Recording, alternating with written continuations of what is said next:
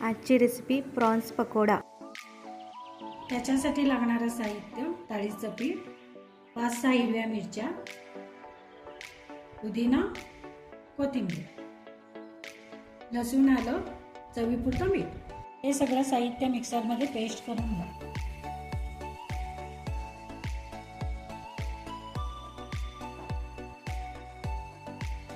Marination करून 15 मिनिटे ठेवा.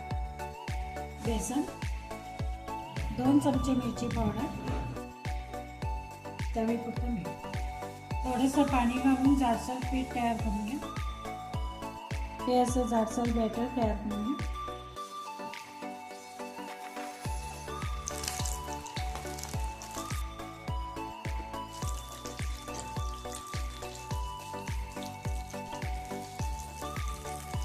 Prawns pakora is ready.